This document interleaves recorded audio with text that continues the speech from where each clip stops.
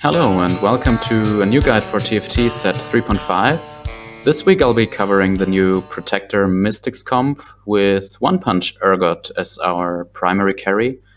And first I want to give you an overview over the build itself, its items, and I want to cover a few variations that you can play based on the lobby, based on your enemies, followed by a commented gameplay example that explains how to play the early game, how to play the mid game, and how you can finish off the game, hopefully into a first place with a nice transition.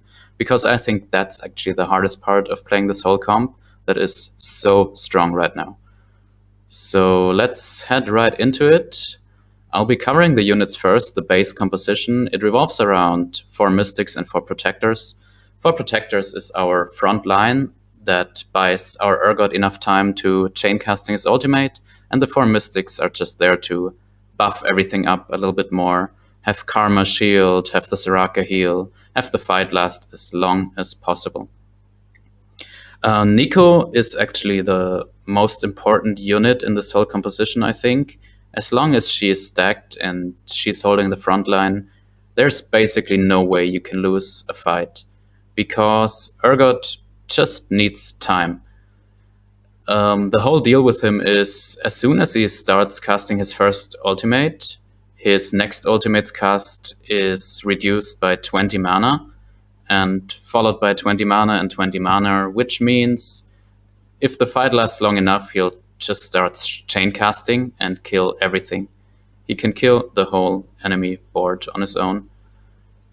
A secondary carry here is Cassiopeia. She can just spread the Morelos buff really well, and she gives us our Mystics and Battlecast, which is not too important in this composition, but it's just there. We have Celestial with Lulu and Rakan. It's very important because it allows our Urgot to stay alive. As soon as he kills someone with his ultimate, he's basically back to full health with the Celestial buff.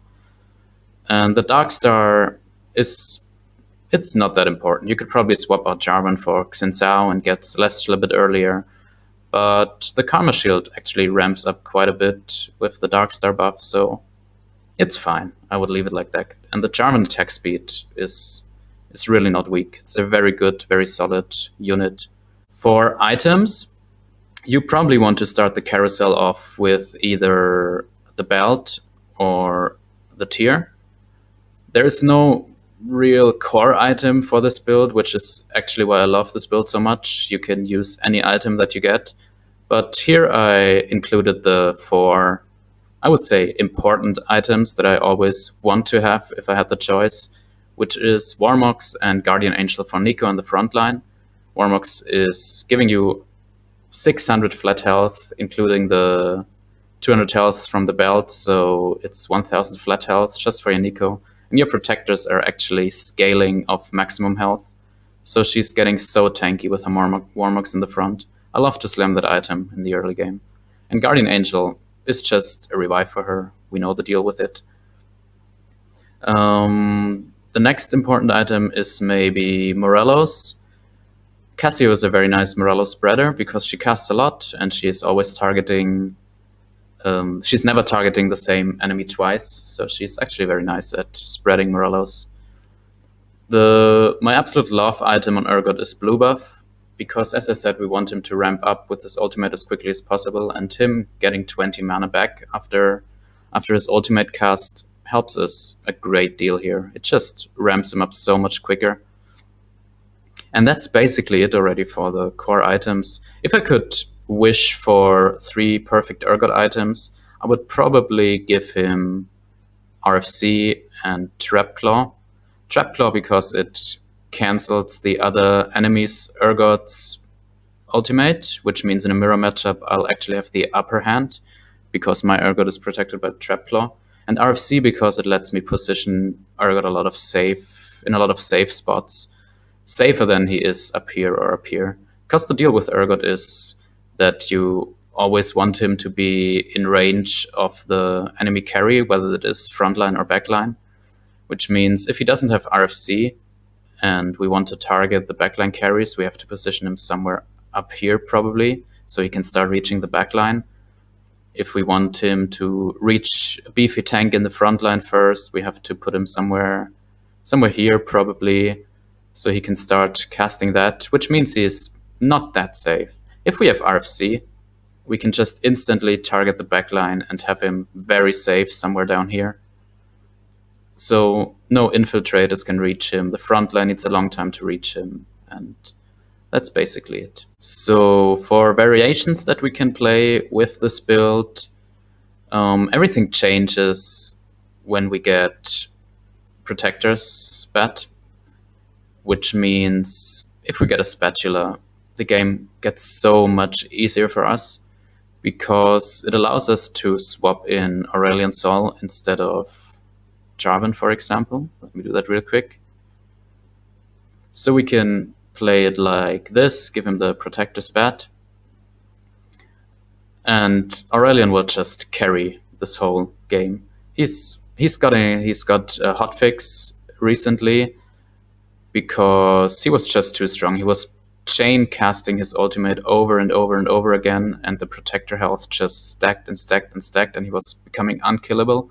Now after the hotfix, he actually has a 1 second window after his ultimate where he can't get any mana, and in this 1 second window, it's actually possible to kill him. It's quite significant nerf, but it's still insanely strong like this. If you have any leftover items, he loves health, as I said, protector scale with maximum health, so Warmox is very nice on him. You can also just give him any kind of AP item like a death cap, you can give him Ionic Spark, something like this. You can also go for 6 protectors, which means we cut 2 mystics, I would probably cut Karma and Cassio and give the Morelos to Aurelion. And then just add in Xin Zhao and Jarvan to get the 6 protector buff. It depends on the lobby. If I see a very magic heavy lobby, I'll stay at 4 mystics. If it's not so magic heavy, I'll keep it like this. On level 9, we always want to add Janna. And you might ask, why Janna? She's giving us Star Guardian buff, which allows our Nico, as I said, Nico, frontline, MVP. It allows her to cast her ultimate a lot more often, and Soraka as well, which allows our team to just stay healthy all the time. As I said, remember, the fights need to last as long as possible. And Janna's CC is absolutely insane. Her magic just disables pretty much the whole enemy board. It buys us another 2-3 seconds for Urgot to ramp up. And on top of that, she also buffs all of our team with attack speed. That's insanely strong. An alternative to Janna would probably be Thresh, and you can start building up a nice Thresh bench. But I tried both a couple of times, and Janna's just insane. It's so much stronger. So that's basically it for the composition and the items. Stay a bit longer. I will show you how to make the game itself, show you a gameplay example, how I transition from the early and mid game into this late game comp. Because as you can see, this comp has a lot of expensive units, which means we need a really smooth, really nice transition from the mid game, which is probably the hardest part. Just a little spoiler, Bard and Cassio are the MVPs of the mid game. If you get an early Bard, the game is so much easier, so much smoother for you. Because Bard, people say Bard is a dead unit, but he actually gives us the Mystic buff very early, combined with a nice strong frontline, whether that is Protectors if you high roll them early, or Vanguards, or Brawlers, whatever your frontline you high roll early. She just stays alive for longer because of Bard's Mystic buff. Have Bard hold Urgot's items like a blue buff, for example. And later when you find Urgot, just replace Bard with Urgot and add another Mystic to it to get your buff. Very strong. Okay, so stay on and let's take a look at the gameplay itself. Welcome to the commentary gameplay right here now. On this game we actually start with a Galactic Armory. This build can be played on pretty much any galaxy except Little Legends, I would say, and maybe Dread Sector. But other than that, you're good to go. We start with the tier here, because it was a rigged carousel. We didn't have the choice to go for a belt, but the tier start is pretty fine, to be honest. Our two starting items on the armory are Ludens and Gunblade. I immediately realized that it's pretty nice for Cassio to hold those items. If you don't get an early Cassio, 6 can hold those items pretty well, or Ari. You have a lot of choices here. We got the early 6, so I guess I choose him as an item holder for now, and also a very strong brawler frontline that we got in the shop. You want either brawlers or vanguards or protectors in the beginning as your frontline, so they're just gonna hold it. And in case you get an early bard, you just give your bard enough time to ramp up the experience for you. Negatron Cloak was our first item drop.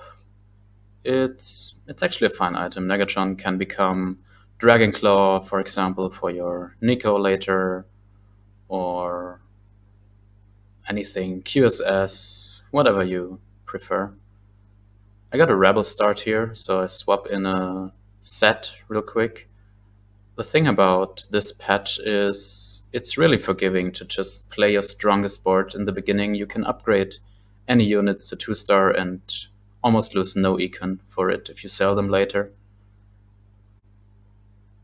I decided to make 6 the item holder here and slam an early QSS. QSS is a fine item. You can put it on Urgot if you don't get a Trap Claw, or you can put it on any frontline like Nico and just make sure she's not getting disabled or Sephired, because a Sephired Nico in the late game will probably lose you the whole fight. This guy got a Space Pirate start, which is very strong. I think if he got the reset here, he might have won the game actually. So, a bit lucky on my part here. Like this, we got an easy win. We found Cassio, Karma, and an upgrade Eloy in the shop. So I immediately realized I could win streak whole stage 2 with just those upgrades. So I swap out the Rebels, sell the 6, and give the items to Cassio. The blue buff might have been, the tier might have been questionable, but it's fine here. Since Cassio is holding 2 items already, just giving her the tier allows her to ramp up a little bit quicker and spread her poison. If I didn't have 2 items on her, I would have not slammed the blue buff, the tier. I would have waited to get blue buff or Shojin and give it to someone else, so I can give it to Urgot later in the game, since you really don't want to remake your Cassio. So we get with a win streak into the carousel. I would have preferred to take in the tier here, probably. A bow is fine for RFC later. Sword would be nice to get GA, but again, no belt. It's, yeah, a little bit unlucky, but there's a lot of item choices here that we can go. As I mentioned earlier, items are really not a problem with this build. You can make use of so many different items. It's insane. I pre-leveled last turn, so I get level 5 on this stage. It's just nice because I had a win streak already, which means I wanted to go on to level 5 and push aggressively, and we also get a higher chance of finding higher tier units. We managed to keep the streak here until the first creep round, which is actually perfect, and we also have very decent econ.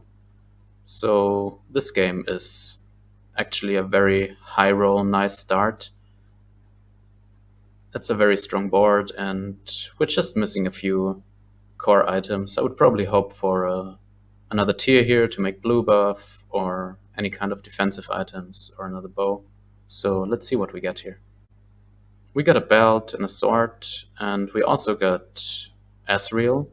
I was already looking for what we could add for level 6 to make us a bit stronger, and Chrono is just a fine buff, especially in the early game. Not many of my units can really use the Chrono buff very well, but it's definitely not dead. We also get another Karma here, so our bot is getting stronger and stronger. We level to 6, try to keep the win streak for as long as possible. I already mentioned win streaking in my last video, but don't focus too hard on win streaking, especially if you try to fast 8 like we do here. You don't want to roll down or lose too much econ just to keep your win streak. Because at one point, you will just end up losing. People are gonna spike and the win streak is gonna end. And if you spend too much gold before that, you're actually just gonna hurt yourself. So don't fall for the trap. I start picking up protectors here slowly. I will not play them, I just pick them up. If I find Rakans, I pick them up. Xinsaos, Nikos, and as soon as we upgrade them, we can slowly transition into our final build. Also, I'm not slamming Shojin here yet. Or do I? Oh, I do, okay. Never mind then. I think that was the reason behind that was I wanted to keep the win streak still. I thought Shojin might help me nicely with it. Don't expect with this build to win streak after stage 3. As I said, you're not rolling, you really don't want to roll. Your goal is to hit level 8 at stage 4-2 or 4-3, depending on your econ, and then roll a bit until you find your Urgot and get stronger. Exception to this is if you like still 80 HP at stage 4, and you can actually pull a fast 9, which I think I'm doing in this game actually. I get such a strong early start that my econ and my health is good enough to go fast 9 in this game. We get into the carousel, we still kept our win streak. Here, there's again not many defensive items that we can go for. I would have really preferred the Bard. Bard is so strong. Yeah. The Chain Vest would have been the best pick here, but I think I'm going for the bow, right? Yeah. I think that was the wrong decision. RFC is strong, yes, but if I get another bow, it's kind of dead, and I'm really lacking frontline items at the moment.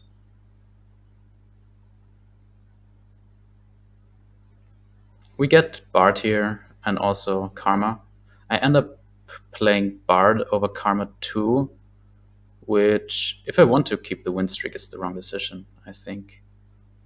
As I said, Bard combined with Cassio, especially with Cassio, is so strong because you get, on top of Bard, you get the free Mystic buff, which helps your frontline so much. Bard made us 3 free experience here. Very nice. The fight is actually getting closer now. The last fight already, so at this point I already figured I might not win streak until the next creep round. My thought process here was I could save a lot of gold if I roll my excess gold now, which means slow rolling, which was a mistake. Don't do that, guys. I should have just pushed for level 7 instead of rolling here. I ended up spending, 15 gold to hit 2 Rakans. I think I wanted to hit the Cassio 2-star, but yeah, don't rely on high rolls. Just keep your gold, and yes. As predicted, I ended up losing the last fight, so we lost our win streak here. It's not a big deal. I mean, we lose about 6 gold, but the big deal is that I rolled my excess gold before in order to keep the win streak and still lost, so that's the worst case scenario. But since we're so healthy, it was a forgiving mistake. It's fine. We got a couple of defensive items here. We have the Tear, another Crit Glove, also the Chain Vest for potential GA or Bramble Vest later. So the items here are actually not too bad. And level up, put in Karma, just for the unit itself. She's 2-star, and the shield will actually help Cassio to stay alive longer in the fights. Since our win streak is over, we probably end up losing a few fights here now, which is okay. Losing at stage 4 is fine, you just don't want to get smashed. So you stay healthy with your HP. So Bart made us 4 experience here, or even 5, I think, if he casts again. He casts again, yes. So I already changed my plan here. I noticed that I'm not that weak, I'm not getting smashed, and I'm still at 90 HP. So I can play greedy here and push not only for fast 8, but for fast 9. Even if I end up losing every round here, I'll still be like 30 HP at level 9 with 50 gold to roll, which is enough to find my upgrades.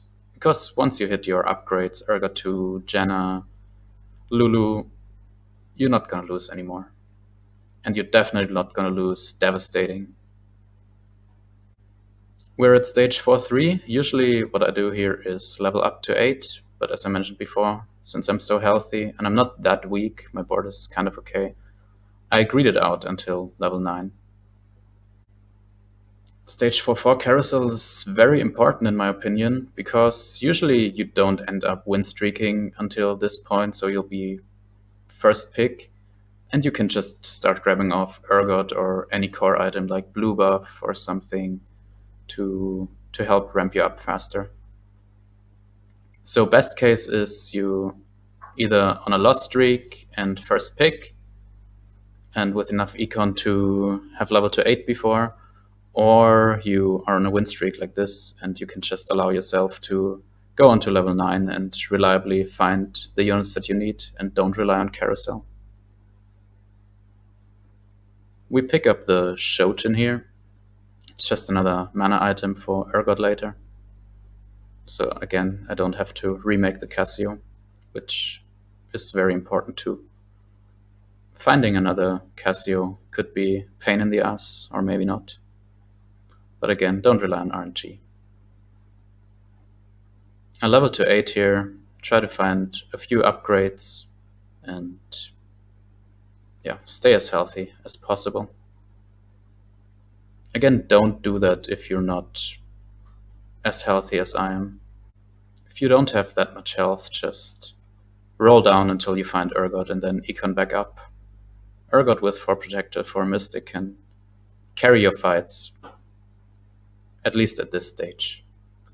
Starting stage 5, people spike too hard. You really have to do something there, but for now it's fine. And I scouted the lobby before, and I realized it's not a too crazy of a lobby. We make Ezreal our item holder here. I gave him Shojin and RFC, so we can easily swap him out for Urgot later. I scout the lobby again, see what the guys are playing, see if I really can be greedy to level 2-9. Then we play against Astro Snipers. I think that's our only natural counter, if you don't have RFC on Urgot, because you can't reach the backline. And this guy even has Trap Claw, so it makes this even harder.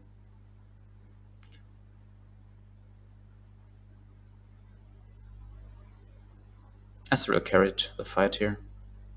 Level 1 Ezreal with just a few items. It's a strong unit, really strong unit.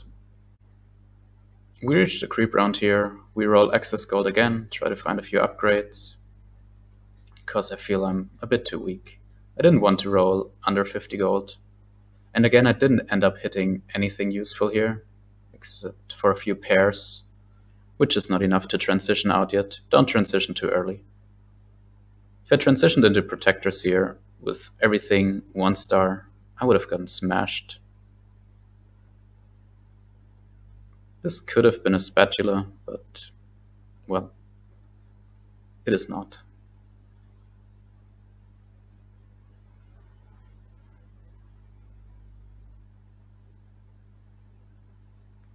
We found the upgraded Casio here, which again allowed me to be greedy. I thought Casio is enough to save me enough HP to smoothly level to level 9 with excess gold.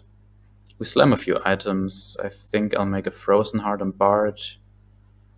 Yes, to give it later to our frontline, because we're still lacking so much frontline here. We have so many carry items and pretty much only a Frozen Heart and a QSS for our frontline. We lost the last round pretty hard here. We lost about 15 HP. And I still decided to be greedy, because I know I'm on 3 lives here, which means if I get smacked the next round, I'm still on 2 lives and have enough time to find my units in transition. This guy is playing the Urgot comp too, and he already found his Urgot with an RFC, which is very dangerous. But I already took a note in my head that I have to pay attention to this guy later and position my Urgot accordingly. But yeah, we just get smashed here. That's fine. We're on 2 lives now, and we're gonna level to 9 now, definitely. And roll until we find upgrades. I just make the Bard 2 here, even though we're on level 9 already, just for Mystic and for the unit itself. Maybe it was a waste, I don't know. But we got the Urgot, which means I'm transitioning into Protectors now.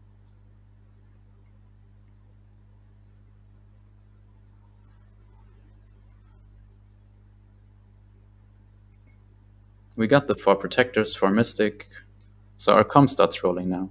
Give the items to Urgot. If you get a board like this, after your transition, you're fine. You're probably not gonna lose rounds at all, or if you lose, not by a lot. As you see, Shojin is a nice item too. He auto-attacks 2 times and then ults again. Boom. And now he's pretty much starting to chain cast already.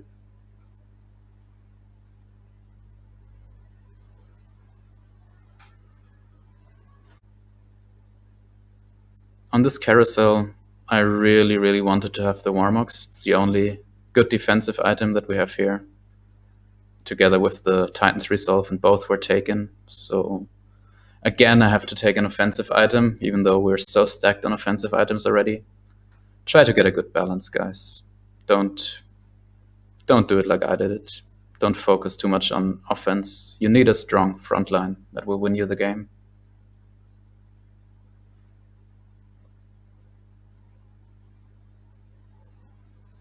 We found Nico 2 here, and actually a few Axis Nikos, so I thought it would be a good game to try to go for Nico 3. Which you can do with this econ. Don't be greedy with your gold, just spend it. And we found the Janna. So right now what Janna does is she gives us the Star Guardian bonus, which means Nico, Soraka, and Janna herself are casting more often.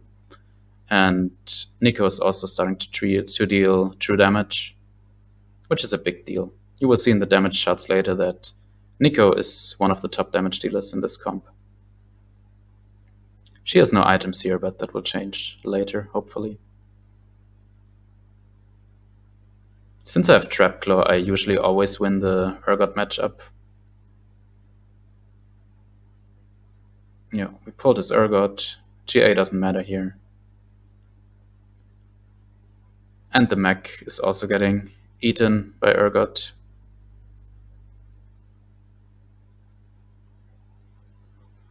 Yeah, it was a good fight. As you see, as soon as Urgot starts rolling, as soon as he casted his ult like 2 or 3 times, it's just becoming unstoppable. Here we play the Sniper guy again, and as I said before, Sniper is pretty much the natural counter to this comp, and he positioned his snipers very well, even though I have RFC. He put them in the middle, so my Urgot started ulting all his trash that he put on the side. I could have cornered Urgot here, and I would have started pulling in Jhin faster, but Jhin had Trap Claw, so it was just lost. Okay, we roll a bit more, try to find our last Urgot, maybe level 2 Lulu, which is an insane power spike as well. Try to hit the Soraka. Our board is pretty much set here. From a quick scouting before, I already saw that only the Sniper guy is able to beat my board here. Since I played him before, I was very confident to win our next fights. Look how Nico is holding the front line. It's insane. And then Chenna, another 2-3 seconds, and now Urgot starts chain casting. His Urgot position was so bad. He didn't have RFC and he backlined his Urgot, which means he pulled my Jarvan and some other trash. This fight really was only won because of positioning. We finally found our last Urgot. We had a top 4 at this point already. Again, I see the sniper guy. And just hope I don't face him, because I think I would have lost to him. The Trap Claw is just a very good counter to Urgot, so if you want to know how to counter him, stack your carry with a Trap Claw. We face another Urgot player here, the guy with the RFC, and he actually shrouded me. I should have scouted that before and dodged the shroud on Urgot. But look at his position. Urgot will start chaining his Urgot now, because he just backlined him with no other units left and right of him. So his Urgot was the farthest enemy for mine, and we just pulled him in. So here the sniper player dropped out already, which was very lucky for me, because he was the only guy in this lobby that could beat me. We grabbed the Soraka here. Afterwards we should grab the Lulu too, which was so important. And then Urgot is already on a rampage now. The only thing that could stop me is his Urgot, and I still had Drap Claw, so no chance there. In the carousel we finally get some defensive items here, and I think I really should pick up the Dragon Claw here. Please don't tell me I get Morelos. That would be so stupid. Yeah. We get the Dragon's Claw. It's a very magic heavy lobby here, so Dragon Claw on Nico is insane value. Basically the fights here will be won by Urgot positioning. Their front line is stronger than mine, but my Urgot has Trap Claw, so I think that's the only difference.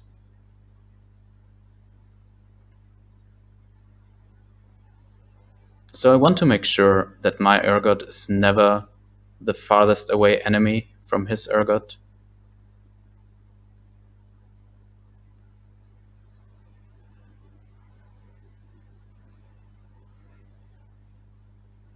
Here we start pulling Soraka. The next one would be Lulu. So I started to chain his left backline, which was the goal here. Again, he backlined his Urgot, which means his Urgot is just in range of mine, and mine is not in range of him. So it's an easy win. Same on the other side. My Ghost is fighting the other player. My Urgot positioning won me the game here. And that's basically it. That's how I climbed from Diamond to Master in the beginning of the season, and I hope it's gonna help you guys too. If you have any questions, let me know, and thank you very much for watching.